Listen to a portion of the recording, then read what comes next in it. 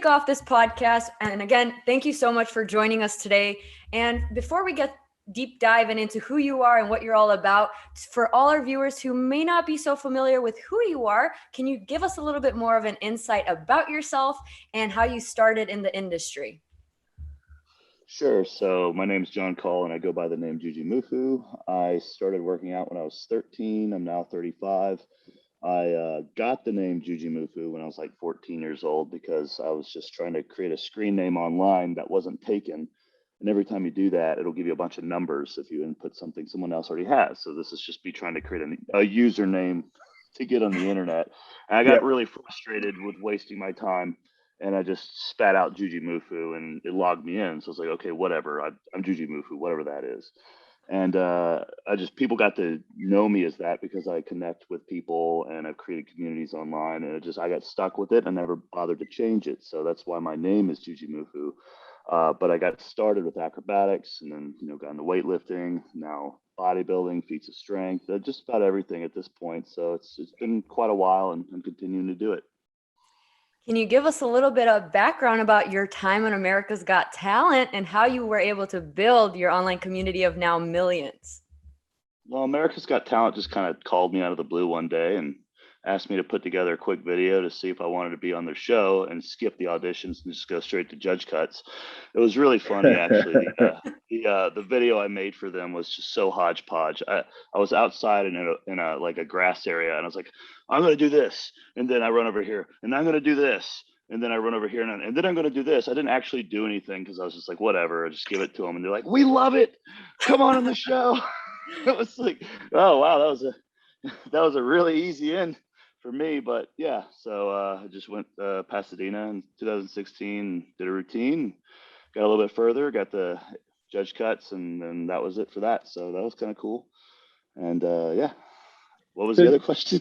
No. Look, talk to us a little about, obviously your training and your methods. Like, I think from afar, I've seen you in the industry now for quite some time, and obviously, going back several plus years ago, a lot of the stuff you were putting out there was, you were doing the tricking, right? You'd go out there doing all these crazy kind of, fitness or training stunts and things like that. And obviously over the years it's evolved. I think in many ways you break the mold for a big guy because a lot of the time people associate someone who's big as kind of being, stiff, not mobile, and things like that. Like, talk to us about how you've kind of been able to integrate kind of, the flexibility work into the powerlifting. And obviously, if anyone's subscribed to your YouTube channel now, watching this, if you're not, definitely recommend subscribing to it. You can see right now that you're competing for I think 8 or 9 weeks out from a show. Bodybuilding show? Yeah. Calorie deficit right now is pretty rough. I watched we watched the video, living in your gym. Yeah, that's fun. Sounds fun, yeah. But yeah, I started got into fitness and taekwondo in the beginning when I was like a teen, and then I found tricking online, which is a mix of acrobatics, flips, twists, and kicks. It's kind of underground. It never really did pick up and become mainstream because it's impossible to monetize it, basically. So it never really did become mainstream, but it's still part of what I do and who I am, even though I'm really a lot too old for it. Most tricksters retire when they're like 27 or 28. I'm 35 and I'm 240 pounds and I got a lot of wear and tear. So there's not really much left for me in that sport. And I kind of knew that at 27. I was like, I've peaked. There's no more of getting better at this, especially since now I'm so far gone into weightlifting, and now I really want to see what I can do with building some muscle. So when the mass goes on, the flips really take a turn for the worse. But I've been able to keep some moves, and I continue to integrate them into some of my training because it's really healthy. Actually, jumping is good for you. Who knew? Jumping is the fountain of youth, I think. And I think everyone needs to ask themselves sometimes, like, hey, when was the last time I jumped? And it's really interesting because a lot of people... You're the second person who's actually said that to me in the last 24 hours. And, really? And ironically, yeah. And the person that I saw for that is a chiropractor that I've seen for many years. Very, very kind of a, integrated guy. And I mean, his rationale around it was kind of obviously, how it kind of helps stimulate the fascia and activates the fascia and things of that nature as well. Like what are your thought processes behind it? Like, it's when I've second person, like I said, fountain of youth and jumping, what I've heard. Well, I can't really communicate the science like that guy could have. So that's really cool that, he actually had the language to describe it. But it's just kind of like, for me, it's anecdotal. As you get older, you don't jump as much. And it's interesting because people have kids and you have 6 of them and you watch them jump around furniture all the time. They're jumping on a couch, jumping this and that, like crazy. You know what I mean? It's like, but then you're like, wait, I don't jump anymore, dude. Like, wait, what? And then it's like, why don't you? It's like use it or lose it sort of thing. And I think it's really good just to put some jump training into your almost like taking it back to basics and your purity of when you're a kid. I think there's a lot to be said even mentally for adopting that mindset too and just going with it. I have my kids jumping around me on the couch every night so I can relate. Well, people are like, how do kids have so much energy all the time? And there's a lot of processes that go on, but it's still, again, it's like use it or lose it. It's like they have energy because they have energy. Like they're jumping around and stuff. If you did a little bit of the same thing, you'd have a little bit more energy and you'd feel better. You wouldn't feel your age. You'd feel a little younger. Maria, you have thoughts? Yeah, I agree. I personally, even with my own training, incorporate stuff like plyometrics and not necessarily just for the, fat burning aspect of, getting your heart rate up, but more so for the fact that it prevents me from re-injuring myself. I used to cheer when I was younger and have torn meniscuses, and all of that stuff I can prevent by doing like what you said, use it or lose it. So I still incorporate that into my own training too. So jumping is fun. I jump around sometimes just to get the blood flowing and get the vibes going, and it puts you in a really good mood. I agree with that. You don't really need too much of it, honestly. I mean, just a little bit. It's kind of like salt and pepper, just a little bit. It'd go a long way. Just throw a little bit before leg day. Do a couple box jumps for me. I'll do like 10 reps of backflips, 2 sets of 5 or something. After the warm up it takes to be able to do flips at my size, man. Like it takes a really good, well thought out warm up. Like you can get into an extensive one. I mean, I think it's one thing to warm up for a 2RM at 230, 240, but then to warm up for a ballistic jump is another thing. And that warm up is kind of like, that's the litmus test for me. Like if I warm up and I can do that, then I know I'm warmed up. You know what I mean? Then I can get into a power lift, a top set or something, or go into the bodybuilding training, which I'm focusing a lot on now. And it doesn't really take away from that because it's not expending those energy reserves. It's just time management and just doing it before you work out. On the topic of training, obviously, for anyone watching or listening to this right now, I definitely recommend checking out your home gym. I've got a home gym with a lot of Atlantis and Watson stuff myself, but it's just not as extensive as yours. On that topic, like, talk to us about kind of the rationale, I think, and kind of around all of the types of equipment that you've gotten in there, because you've got a lot of stuff in there that is kind of very kind of isolation specific stuff for your traditional bodybuilding. You then got a lot of your competition meet powerlifting style setup stuff, and then obviously you've got the the open space that you can do for a lot of your jumping and your plyometric work. Like, how did that kind of come together? What was your main reason for doing it outside of obviously lockdowns and not probably being able to go and train at gyms and that anymore? Talk to us a little bit about that.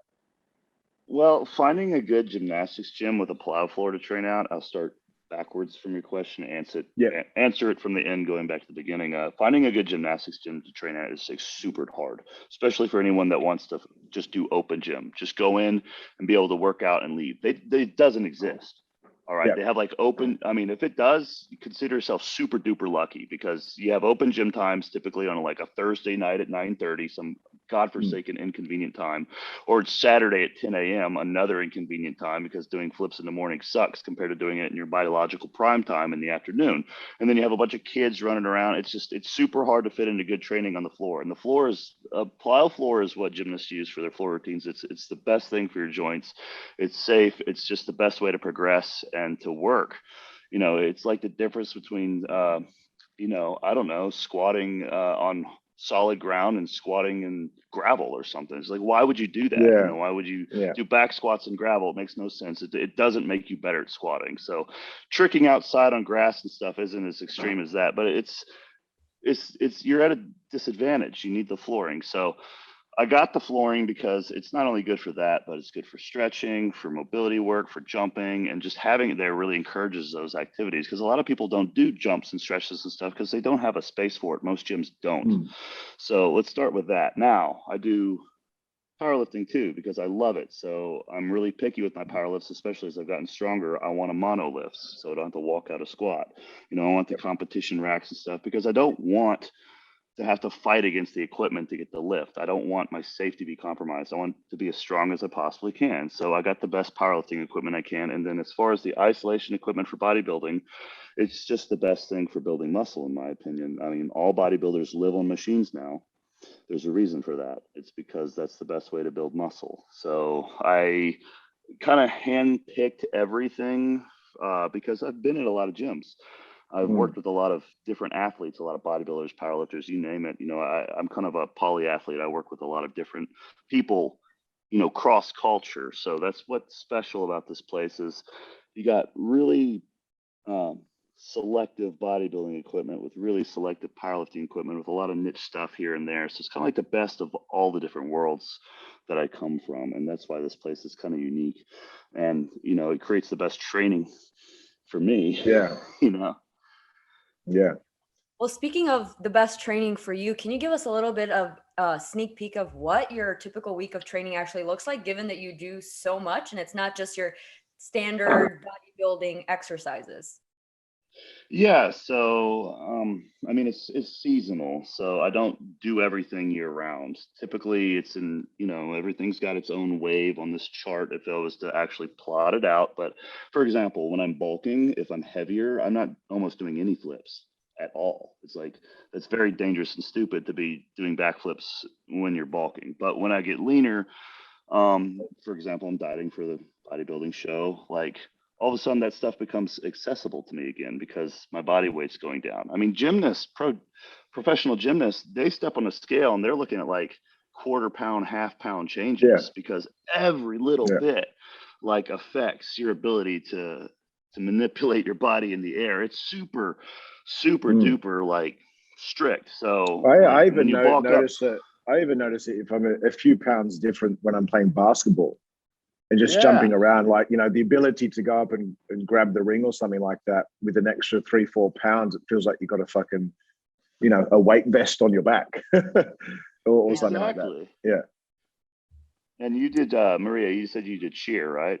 Yeah, I had my fair share of jumping and flipping. I don't know if I could bust out more flips now since it's been a while since I've done that, but I did have the same balance of, when I was a little heavier during the improvement season of the cheer season, it was pretty darn hard going to open mats and doing flips. Whereas when I was deep into comp season, I was working really hard at the gym, not only to get lighter for the sake of, being fit for the shows and the competitions, but more so for it was much easier to flip around when I was much lighter.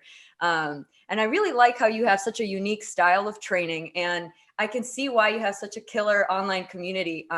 Did you ever have a moment where you were like, wow, this is actually happening? And how did you end up creating and starting this online community? Well, that started in 2002. I opened a forum, member bulletin boards forums, and it was for tricking, the flip stuff, because I noticed there was no websites back then that taught people how to do these moves. I found it's extreme martial arts. So it's basically integrating martial arts and flips. There were no websites for that. So I was like, my main motivation at the time was I'm going to learn the moves so I can teach them. That's why I wanted to learn the moves. I want to learn the moves so I could teach them. And I want to open a website to teach people. I want a community. So I saw all that in my head as like a 15-year-old. I was like, but I got to learn a lot of moves. So I have a lot of tutorials because you don't open a website for this with 5 moves. So it motivated me to learn a lot of different moves. So I got like 20 tricks, and then I put all the tutorials up, and then I opened the forum. And God, I don't understand why, even looking back, why it did as well as it did, because it didn't make any sense. Like, it doesn't make any sense to me now why it boomed. But the first day I opened this forum, I didn't market it or anything. I had like hundreds of people on it. I was like, this is cool. Like, I had all these people emailing me. So then I started connecting with people, his friends, even like my friend Antoine Vaillat is a pro bodybuilder. He emailed me the first day I opened that forum. That's how we know each other.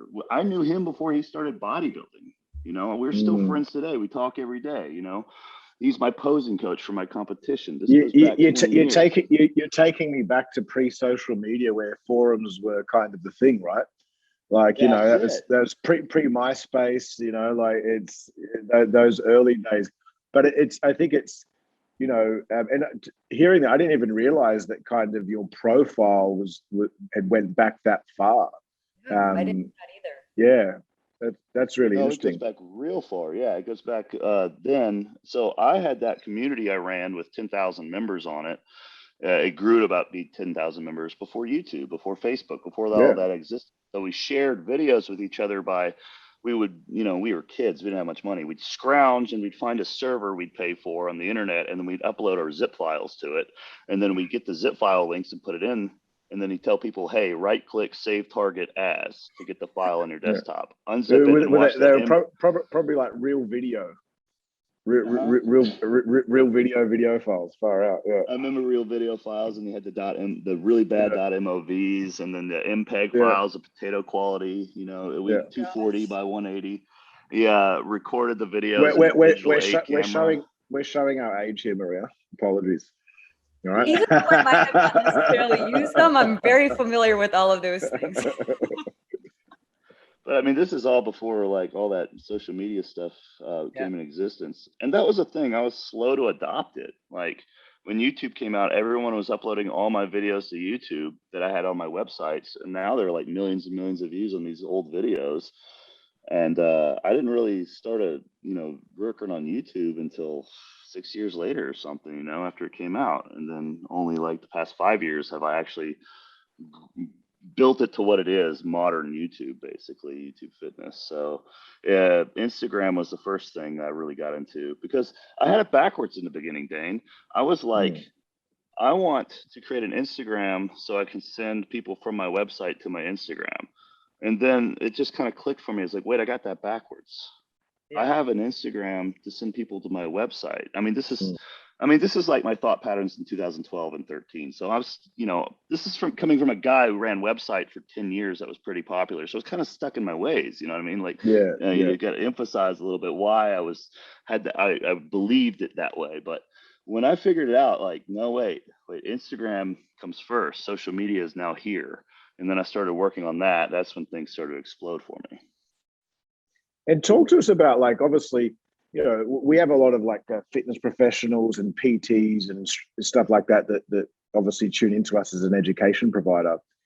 Like, talk to us about obviously how you've been able to kind of, you know, take your passion and love for fitness. And in particular, I think the last 5 years, you know, you've started putting out different programming and then digital products and stuff like that. Like, you've obviously been able to turn this into your full-time job and career and have, you know, your gym setup, for one thing, isn't obviously a cheap thing. I know that, having set up multiple gyms myself over the years. Like, talk to us about how you've been able to really, I guess, monetize your passion, really. You know, like get paid doing what you love. Yeah. So something for people listening to this, like, one thing I notice a lot of people have, like, not everyone has a really hard job. You know, some people have pretty easy, okay jobs, you know, with a little bit of free time during the day, right? So the thing is that most people I see who have jobs that are just like, you know, they're okay, just kind of cruising through, they don't use the free time they have at work, or like they don't leverage it to really build their side hustle, their passion, you know. So I had a pretty easy job for 7 years. I was a biotech manager, so I have a college degree, but I was able to become more and more efficient at my day job, to where I had some free time during the day, and I would use that free time to build my website. You know, I'd use that free time to edit my videos, because I'd go in my lunch hour, I'd work out and film some Instagram clips, come back, sit on my computer at work while it's cooling off, sweat my ass off, and, you know, spend an hour or two editing something, make sure I got, you know, my work done. But, you know, a lot of them just sit on social media and consume, while I was building something on the side with every free moment I had. And it had got to the point where I was able to monetize that website by selling products. So I was writing a book in my free time, my book, Legendary Flexibility, which I think is the best flexibility book that you can buy. It basically changes the way you think about flexibility training. Everyone that is confused about flexibility and stretching just needs to read my book. But I wrote that book and I came out with a unique pants product that's still nothing like it. It's just always out of stock because they can't keep it in stock. But I had those two products on my launch, Dane, in October of 2016. And I made more in 1 week than an entire year at my day job when I launched. So yeah. I was like, holy shit. Yeah. Okay. But I think what I'm hearing there, the story is though, I mean, obviously, you know, so 2016 was when you first kind of launched your first product. Yes. Yeah. So you'd been doing it for 14 years in the trenches before. And I think that's one thing that a lot of like trainers and that they miss. It's like, cool, I'm into training. Cool, I'm in shape. 6 weeks later, I'm going to launch a product and have this big successful career. It doesn't work that way. You know, I think your story kind of really reiterates kind of you know, trying stuff, doing stuff every day. You know, putting out content and really kind of niching down what you're doing to kind of get the return on it and looking at it from a long-term perspective as well. Mm-hmm. And the thing is, like, I tell people, like, I was doing it for free the whole time because I love it. It's what I love to do. If I was not able to make a single penny doing this from now forward, I would still be doing it because it's what I do. It's what I am. The only difference would be I'd probably be doing a little less of it, because what I tell people is when you turn your passion into work, it doesn't mean you're going to lose the love for it. So I completely disagree with those people that say, hey, you know, don't turn your passion into work because then you won't like it anymore. They're wrong. What really happens is you just have to do a little bit more of it than you would want by default. And then it becomes work, but it doesn't mean the whole thing is work. It just means like, you're not always going to like it. Sometimes I hate filming videos. Sometimes I hate, you know, bleeding my eyes out, like typing in a Word document or answering whatever, you know, it's a lot of work. But you know, if I wasn't able to make money off of it, I just wouldn't do as much of it. And then it would just be, you know, only fun again for the most part. So, I mean, yeah, I mean, where was I going with that? Where was I going with that? I think it's really amazing how you took the time way back to invest in yourself, right? And it took you a long time. And I think that's one important note for all of our listeners too, whether you're at the beginning of your journey of whatever niche you have or education that you're providing, is you just can't give up on yourself. I myself also resonate with that, you know, going to school full-time, working full-time, and then pursuing my passion for, you know, being a fitness instructor and coach and reaching as many people as I can. It's a hustle. It's not as easy, but it's just sticking to it long enough where you start seeing that return of investment of the time that you're putting in. Mm-hmm. And it's really no doubt that your content is wicked engaging and exciting. And we talked about this at the beginning of the podcast, how you recently locked yourself into a gym for an entire week. Can you tell our listeners a little bit more about that if they didn't catch the video? So I just finished building my home gym, which is basically a gym with a home in it. It wasn't really a challenge. It has everything but a shower basically, but I just wanted to do it for fun, and then I made a video out of it. And since I'm in bodybuilding prep, it was like super lockdown mode, you know. So it was like experiencing like literally, I'm sitting in a room right now. I'm sitting here, and my office is here, and then you know all my gym equipment is here. I mean, I'm sitting in the middle of it, so it's just like I'm always there. Getting into a training session is easy. Getting my food is easy. You're living the dream sitting there, mate. Yeah. Eat, train, sleep, repeat. Yeah, eat, train, sleep, repeat. Eat, train, sleep, repeat. But you know, when you're in a room like this, it's possible basically, and I really like doing it. So I'm actually going to do it again about a week or two out from my competition, so that I can really just dial it in. You know, so talk to us about too much to say about it. It was great. Talk to us about the competition that you've got coming up. Yeah. Like what federation is it with? What kind of weight class are you going into? Like how are you dialing in? I mean, you mentioned your calories before. Where are your calories at the moment? How many calories are you on at the moment? My low day is 2,200. It was pretty painful for me. And what's your body weight at the moment? 240. It's 240. Yeah, and I'm That's pretty painful, active, mate. so. Yeah, that's painful. It's pretty hard. I mean, but I can do it. I'm all right. The thing is that I never enter a bodybuilding show, so this is my first one. I'll throw Wow. myself in Okay. anything. You know, I've done powerlifting competitions, I've done tricking, I've done this, but I've never. I love bodybuilding. I built my body. I do bodybuilding workouts. I work with bodybuilders. Last year, I got shredded for fun. I just did it for fun. I just wanted to look good, and make my appearance a little more marketable for social media. And then all my bodybuilder friends were like, dude, what the hell are you doing? Enter a show. Like you're like 1 week out. You look like you're 1 week out. What are you doing? I was like, I'm just dieting. They're like, they couldn't wrap Yeah. their heads around it. So like, you have to enter a show, Juji. So I was going to enter one, but it got canceled because of COVID. So it got pushed back until hopefully this one doesn't get canceled, knock on wood. But it's the Olympia Amateur. It's the 5th. And I'm going to be in the super heavy weight class, I think, because I don't think I can diet down below 220. I was going to say, so you're thinking you'll go on stage at between 220, 225? Yeah, exactly. Yeah. Now, some people have given me some advice, like you might want to stay in the super heavy because even though you might be the smallest guy in the weight class, your conditioning is going to be, you have a better chance of nailing the conditioning. Whereas if you go down to the heavyweight, which is you'll be at the top of the weight class at 220, some of those guys' conditioning is really hard to compete against. So it might be better for me to stay in the super heavy, but we'll see what weight class. Do you have and they often say behind every good coach, there's a good coach. Do you have somebody kind of doing your programs for you in that at the moment?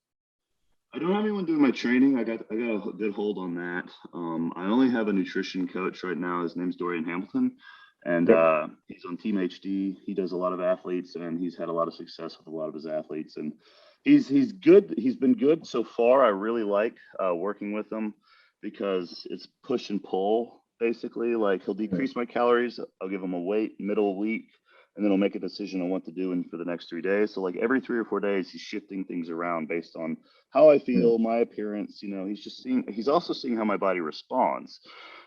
Because come the day of the show, you need to know how your body's going to respond to a deplete and then a reload. You know what I mean? And he needs to know the timeline for that. How many days does it take? Does it take 2 or 4 days to carb up? Or does it only take 1? Who knows? So it's back and forth, but so far it's been great. And how about the posing? That'd be something a bit new for you. Do you have a posing coach? Because that's I think a lot of people when they get in their first show, it's like all of the isometric holding and all that type of stuff. How's that side of things going? Oh, you're 1,000% correct. I've been putting it off. I've gotten some posing lessons, but they're so sporadic and spread out. It's not part of my routine right now. I need to make it part of my routine. So you're right. And the conditioning, because I think getting up there and holding that over the I think people underestimate especially for bodybuilding, the conditioning that you need for it. Oh yeah, you put a heart rate monitor on while you pose, and that thing just goes crazy. Like it's exhausting. Yeah, I learned the hard way. I put off during my first competition posing until 3 weeks out. And when I was on stage the first time, I was winded. My poses looked quite funny, but I definitely switched it up the second time around and made sure to start posing the day I started prep. And it definitely pays off. So I highly, highly recommend you jump onto that so you feel really confident on that stage. So let me ask you, Maria, would you do that? Like, when would you schedule posing? Would you do it like after your morning cardio? Would you do it after an afternoon work? So when's the best time to practice it? So I personally like to do it after my cardio because I'm going to be exhausted, right? When you're on that stage, you're going to be tired. I don't like to do it too much right after my training because I'm already shaking from my workout that I've done. I kind of try to give that a little bit of a break. But if any training that I do before, it would be my cardio session. So I'm already tired or exhausted or towards the end of the day. So I can outperform that exhaustion. So when you step that stage and you are feeling pretty darn good and excited, you're already nailing it. You're not going to feel that overexhaustion that you feel when you were practicing it. And it becomes like muscle memory. You go up there and you get so excited and the adrenaline rushes that your body's just doing it. And you're like, oh, you don't even think about it. Your body's just following through with all the movements and the motion. So I highly recommend doing it maybe after cardio or like at the end of the day, something like that, a routine up until that show. So you get on there and rock it. But how much time would you put into it after a cardio session? Well, at the beginning when I'm like Yeah, well, like at the beginning when I'm learning the actual posing routine, it'll probably be about, I'm not gonna lie, 45 minutes. I'm like Oh practicing in, shoot. because I'm in heels. I'm not barefoot. And it takes a lot of move in heels. Yeah. But, if you practice, you could just run through it a few times, maybe 20, 30 minutes. It does take that time, you gotta, little perfections of like the twists and turns and holding in the posture and everything could make or break your placing in a show. So I'm excited to see you perform for your very first competition. I didn't know it was your first. It's going to be neat to see you up there. Yeah, thank you. Well, I'm gonna take your posing advice into consideration. You guys are making me feel nervous. We've triggered him. Yeah, For the good. I It's know. a good trigger. I have to get in my routine. I have to start that. Yeah. And so another question, like, obviously, you trial and error a lot of things with your training. Like, do you have any plans for what you intend to do or get into after this show? Yeah, actually, that's a good question. What's your opinion on that? So, usually, like I said, I don't do the tricking when I'm bulking. It makes no sense to do the flips and stuff when you're your heaviest. I'm gonna be super lean and lower weight, so it might be good time to cycle in more of the acrobatics into my training for a month or so. Or, a lot of people respond very well to refeeding during that time. And a lot of bodybuilders, if I'm correct, put on a lot of new muscle mass and strength right after competition because their bodies are they're like sponges. They're ready for everything. So if it were you, what would you do? Would you focus on doing more of the body weight stuff while you've already trimmed your body down? Or would you kind of go back up and weight and use that opportunity to pack on a little bit more lean tissue and some strength? I think it depends on what the next stage of your career is. I think, like in your context, you've done, as you mentioned, the tricking, all of the ballistic stuff. It takes it can take such a massive impact on your body. Bodybuilding, especially these days, and you're right, like the movement more to machines. Like I saw with one of the bits of equipment that you had the Atlantis dumbbell bench. I hadn't seen that before, where you can actually unrack the dumbbell. I was like, fuck, I want one of those because obviously I've got the barbell one, but I hadn't seen the dumbbell one. Yeah, I've never seen that before. Yeah, that was awesome. So look, I think from a longevity standpoint, maybe using it as a time to pack on some more quality muscle. Because I think building muscle, it's that never-ending quest. And I think obviously coming into your late 30s as well, a lot of people tend to think, like we're getting old and stuff like that. But in many respects, I think that could be quite a peak for men going into their late 30s and early 40s in terms of muscle development. So. I mean, look, that would be me, but to each their own. I also think see how you feel after your show. If you have a new fire lit about competing, that can help you decide if you want to tackle a bigger goal and moving forward from whatever happens at the show. I personally, when I am done competing, my coaches are like, you got to get calories up, because especially as a woman competing, our calories get pretty darn low. I don't have the luxury of being in a deficit at that high of amount of calories, and building takes a lot for me, especially as a natural athlete. And I jump right back into building and getting my calories up and building as much muscle as I can. So I think just focus on embracing that moment of your first time on stage, let the adrenaline flow. And if your fire's lit, go after it and focus on that. If you feel as though the whole tricking thing is starting to trickle in terms of the fact that you can't continue much longer doing stuff like that as much as you are at this point. Mm-hmm.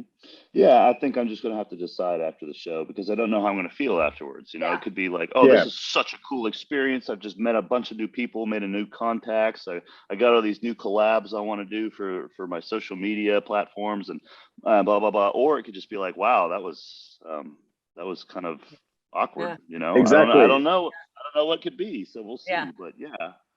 Talk to us, like, obviously in terms of like things that you've released quite a few products since 2016, as I think I mentioned in the emails.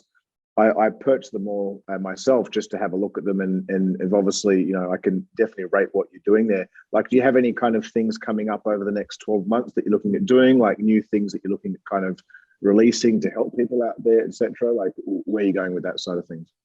Well, first of all, thank you. I appreciate you making a purchase. I would have sent you some copies if you asked. That's right. It was part of my my under the radar discovery. I was like, okay, let me check out these products now. All right. Yeah. Okay.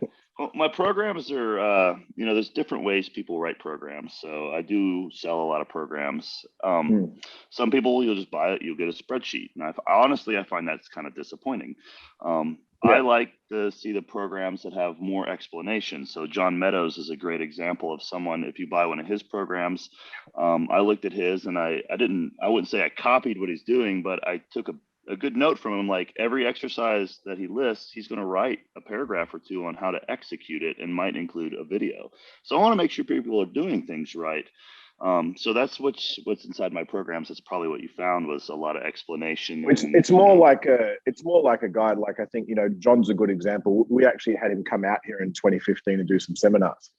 Nice. And what I like about John, is that it's not just here's what you do, it's why you should do it. Exactly. It's the why behind the what. And I think like that ends up almost becoming like an educational resource for the person that's taking it, that they can apply, to be honest, for the rest of their life. It's not just a spreadsheet with a program on it. Yeah, because a spreadsheet that just has, I can think of, several I've purchased and gotten just to take a peek, and you got like, what? You got incline press, you got, dumbbell press, you got chest fly, you got this, and you just got a spreadsheet with reps and sets. It's like, it doesn't really tell me much, you know what I mean? So it's good to know how to execute things and the why and where it's going and, what it means for you. But yeah, as far as my product line goes, I'm really passionate about writing. I love it. So I'm going to be writing more of those books, trying to get them in better formats. Right now they're in these cool spiral formats. People really dig them because, spiral thing, you just flip it around and it's at your page. So you can throw it in your gym bag. And then other than that, as far as apparel go, a lot of people in fitness are really focused on apparel, and I'm just not really into it as much. I would rather do functional things. So I do sell. The only thing I sell is like a pair of pants. It's Jujimufu pants, and they're teched and they're spec'd to a certain, like everything is like very special about them. The material, everything. There's nothing like them. And if I were to sell more apparel at, like on a larger scale, I went to buy a pair, but they were sold out. Yeah. Oh, they're always sold out. I can't get them stuff. The word got out about them. Yeah. I'd rather sell more qualitative, functional apparel, because that's really what's going to keep things going. Like people are going to always buy compression shorts. People are going to always, especially if they're good and they're different. People are going to always buy the functional workout gear if it's of the highest quality and it's a little different. You don't have to sell it. You don't have to have a name behind it. So that would be something that I'd be very interested in. Well, I'm really excited. I'm actually going to purchase the guide myself, and I recommend anybody who hasn't to go at least check it out. I love reading up on all types of coaches and their knowledge, and it helps me expand my knowledge. Who knows, maybe I can take some of the methods that you discuss in your guides to my own clients as well. I have a very fun question. Now, going back to your tricking, has there ever been a stunt or trick that you probably will never attempt again, or something that's been the craziest one to date that you're like, how the heck did I manage to achieve doing that? I can answer it in a little different way. The hardest one I've ever done, the hardest thing I can do is actually the most popular one as well, which is kind of unfortunate in a way. The barbell chair split with weight is really fucking hard to do. Like that is super hard. That's like a progression of Van Damme. Oh my God, it's really difficult to perform. It's just like, and people seen it. That was the first video of mine that went viral. That's what shot things up. That's what I did on America's Got Talent. That is like the iconic, Jujimufu thing, the chair split. It's your logo, isn't it? Isn't it part of your logo? It is my logo as well. Yeah. But it's like the Air Jordan, jump. Legend. But I try to tell people, like, think of the hardest and best lift you've ever done of your life, and people will ask you in public, "Hey, do it." It's like, no, I can't. No. Like, it's really hard. Like, it would take me an hour and a half to warm up for it, and I'd have to have trained up to do it, and I'd have to also be lucky my body wouldn't explode. So the hardest one for me is that, and I still, I could still do the splits, but with the weight, it's really hard to do. I'm not saying I wouldn't do it again. I still train the splits, but it would take me a second I don't even know if my body could do it right now. I don't know. So that's a hard one, and that's the Yeah. most popular, and it's the most painful one too. There have been some I've done some crazy stunts that, usually what happens, I could tell you guys this, is, it takes a second to see if it's going to work. So I did this one called a web press. So I took a bunch of bands and I wrapped them all in my power rack and I created like this little web. And I did like a bench press at 225 I on saw this this. web of Yeah. bands. Oh Yeah. my. And that one took me 2 hours to do because every time I do like a couple reps, I'd get off of it. Okay, oh, this band goes over here. Okay, this band goes over here. So I was creating the perfect web to do the video in. I also had to be able to, if you saw the video, Dane, I fell underneath it at the end. Remember, I had to be able to do that. I had all this in my mind before I did it, so I fell underneath the web. So I had to create the perfect web to create the video I had in my mind. So it took hours to get all the stupid bands I had in the right positions before I did it. And the thing about that video is, it took a while to set up for it. So it's interesting that a lot of videos I do, like it takes a while to figure out the setup and the angle and everything. So it's not just like, oh, I just did it real quick. Oh, it was a great idea. I just did it real quick. It's like, no, that took There's a lot of planning, trial and error. pre-production. Yeah. But there's a lot of things I've tried. It's like, oh, this isn't going to work. And people never see it, Yeah. Have you ever, knock on wood, it never happens if it hasn't, but have you ever injured yourself doing some of these things or been close to doing so where you're like, well, I'm not going to try that now. That was too close of a call for me.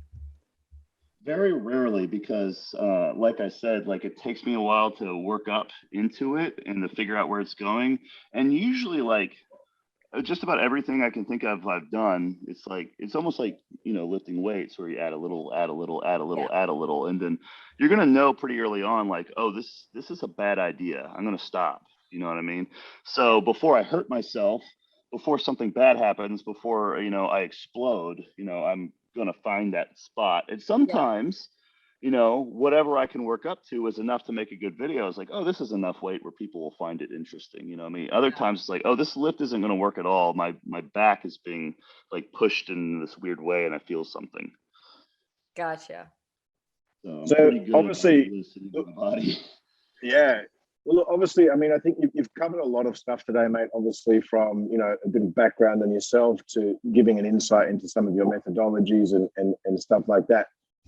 To kind of wrap things up, and I always like to ask this question: if you could give like one or two bits of advice to kind of a young trainer out there in the fitness industry or someone like that that's kind of obviously trying to build a career, what's one or two bits of advice that you could give to them to help them on their journey?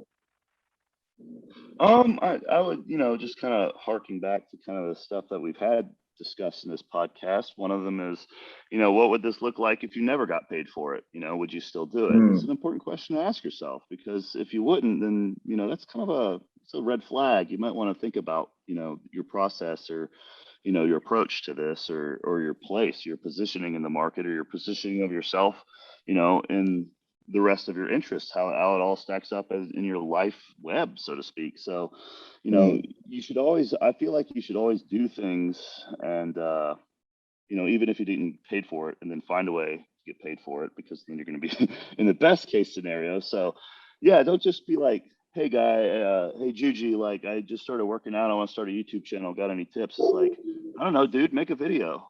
Like, freaking upload a video, like, and then make another, and then make another, and then make another, and then make another, and then make 800, like I have 800 long form YouTube videos, 25-minute YouTube, 25-minute long, 800 of them. It's just like, I don't want to be like, arrogant like that, but it's kind of like, I'm it's a lot of work. It's a ton of work, man. And it's not just me. It's like there's a lot of people that work on behind the scenes, the editors, people filming, collaborating. There's all this stuff that goes on before. It's not just 15 minutes of working out and having fun. There's a ton of work to it. But I mean, I love it. That's why I'm doing it. You know what I mean? So it's kind of like, hey, man, like, you want to know how to start a YouTube channel? Well, how about making a video? And because you like it. And then go from there, and then make another, and then make another, and make another. So I've met a lot of people in the industry over the years, and I think you in some respects remind me of Dmitry Klokov. The Russian Olympic. That's a very big compliment. Thank you. No, well, look, Dimitri's a mate of mine, and we've done lots of stuff over the years together, and we've been on tour and things like that. And Dimitri was one of those people when we'd be in like a seminar or workshop, like, you know, he would literally, we'd do 14-hour days and this guy would not stop. He would be dripping in sweat from just helping people and coaching people from a place of passion. Yeah. Because he was passionate about weightlifting. He didn't care if the workshop finished at 6 o'clock. He'd be there to 9 o'clock to help someone because to him it wasn't work. And I think, you know, from what I've seen from what you've been putting out and from obviously engaging with you, like, you know, you'd be doing this whether you got paid or not. And I think that there's not enough of that in our industry today. And so I think it's really good to see, mate. So, you know, kudos to you. Thank you. Yeah, so and much. it was such a pleasure talking to you and learning everything there is to know about you. I personally am very inspired to look into all the things about stretching and definitely incorporating more jumping. Tomorrow morning, I'm adding that into my routine to get the endorphins running. Maybe not after posing practice, after cardio. Yes. I'm excited to see you Awesome. step that stage and all your future endeavors and projects. Thank you so much. Awesome. Well, mate, look, that's a wrap.